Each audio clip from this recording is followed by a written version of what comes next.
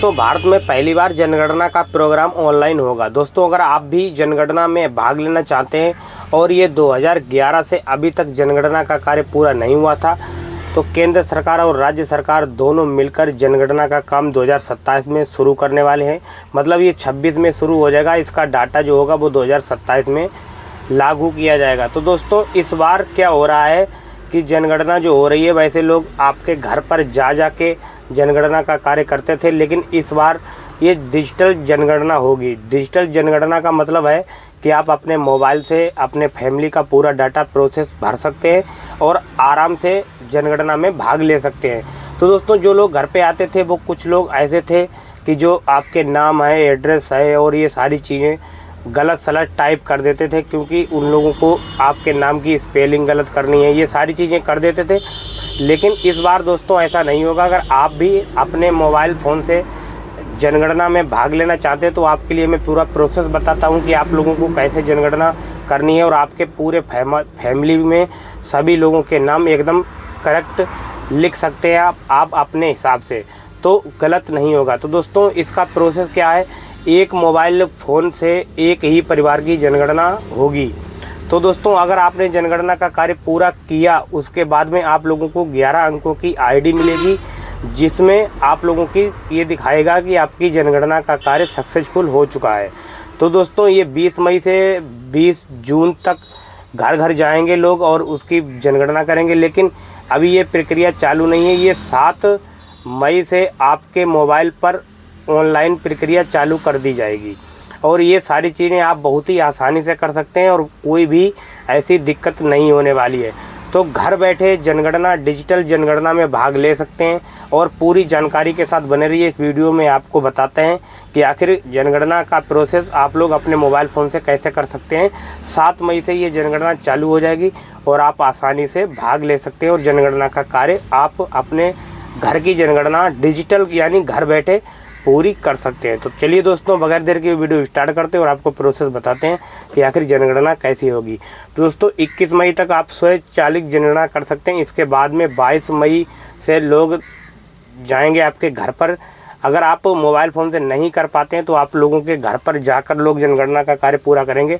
लेकिन अगर आप अपने मोबाइल फ़ोन से करना चाहते हैं तो मैं आप लोगों को एक वेबसाइट बताता हूं, उसी के माध्यम से आप आसानी से कर सकते हैं।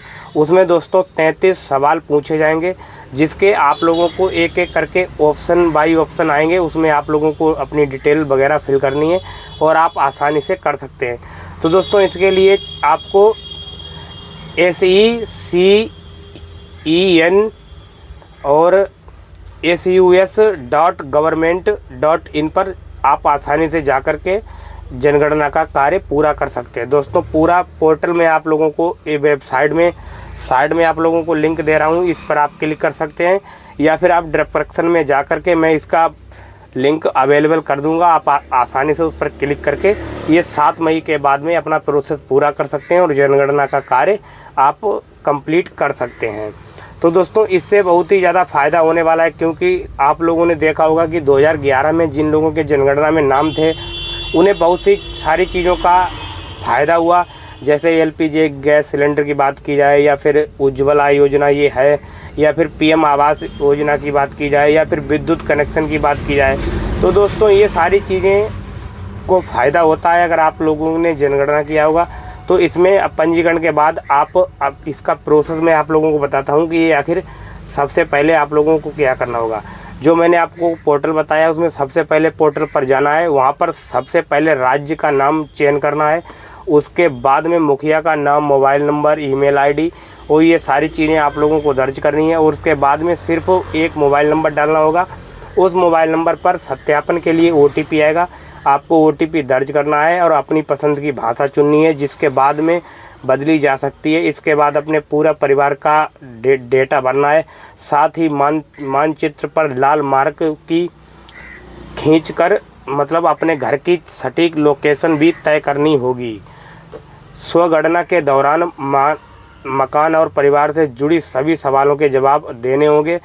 ऑफलाइन फार्म होते हैं कि आप लोगों को 11 अंकों का डिजिट कोड मिलेगा। जैसे ही आपकी जनगणना का कार्य पूरा हो जाएगा, आप लोगों को 11 अंकों का डिजिट कोड मिलेगा, जिससे आपकी जनगणना कंप्लीट हो जाएगी।